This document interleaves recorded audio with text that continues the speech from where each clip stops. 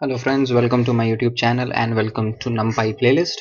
So guys, in last tutorial I started with NumPy introduction and very basics of NumPy, different functions of NumPy, how to find the size, how to find the item size, how to check our dimension, how to give dimension of our array, how to get matrices, and then what we have discussed is let me just check.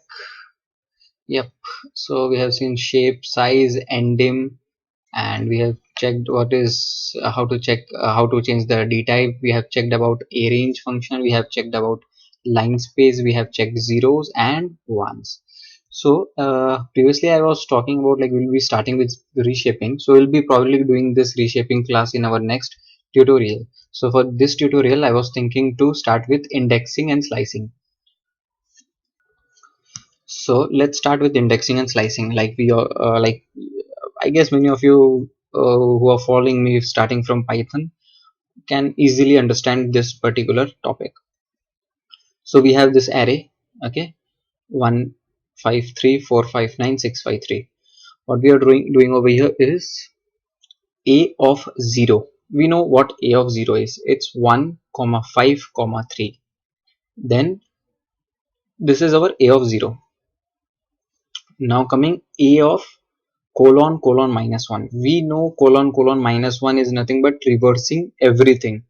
So it is reversing 1 comma 5 comma 3 into 3 comma 5 in, comma 1.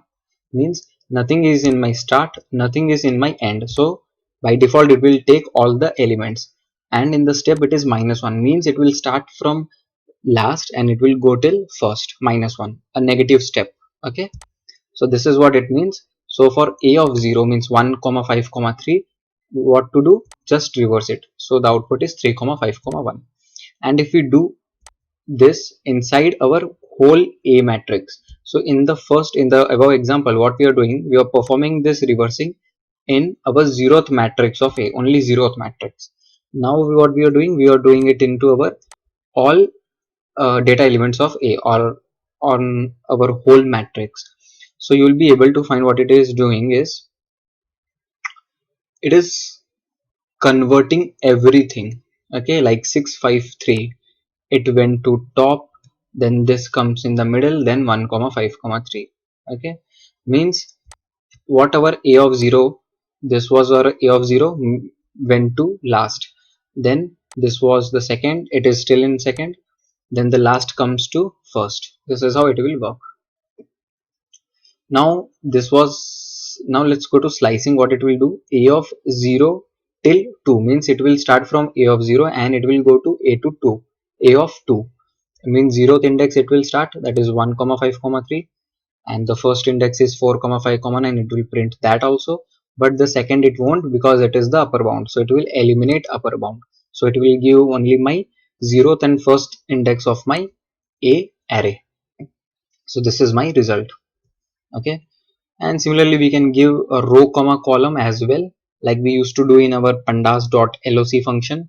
So the first one after my array is nothing but for my rows, so 0, it will start from 0 and it will go till 2, like in the above example, comma this is my column, so only pick first and second index columns, means 0, first one was my 146 is my 0th index of first column, then the second I mean 0th index is 146, first index is 555, second index is 393. So it is telling only to pick first and second. Okay, so it will only pick 555 and 393, but it will neglect the last 5 and 3. Why? Because the rows it will only take 0th and first index. So this is what my output is. Please try this in your Jupyter notebook, and I think this is very easy, you'll be able to figure it out. So now moving on, this is my array or matrix. We can perform this kind of operation as well. Okay, a greater than 2, so what are the value greater than 2, it will return true, otherwise it will return false if a is not greater than 2, for example this one. Okay, now what we can do to get the data, so this is giving me boolean numbers, I mean boolean, the output is boolean. So to get the array again, what we have to do is pass this inside a, pass this condition inside a. array itself. So a of a greater than 2 will give me the values where my a is greater than 2. Okay, so I guess this we haven't discussed it reshape, but let's just skip this and just consider like we have two arrays, a array and this is my b array. So we can do simple addition operation as well. We can do simple mathematical operation into our arrays.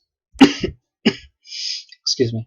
So you'll be able to find a, the first data is 8, then 9, the total is 17. Similarly, each and every index is getting added uh, to the index of my second array. Like it will do a index wise addition. Similarly, it will do index wise multiplication in this case.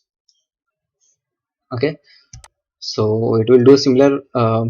Now we know how matrices multiplication will be. The row of the first matrix will be multiplied with the columns of second matrix. So to achieve this kind of thing, what we can do is use this at the rate symbol.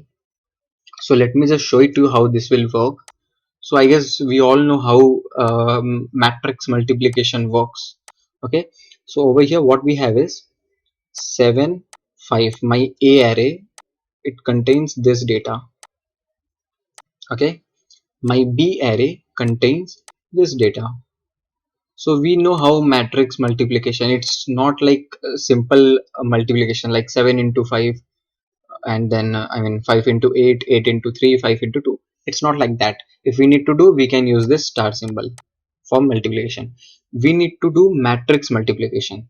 So we are using this at the rate symbol for multiplying. How it will multiply?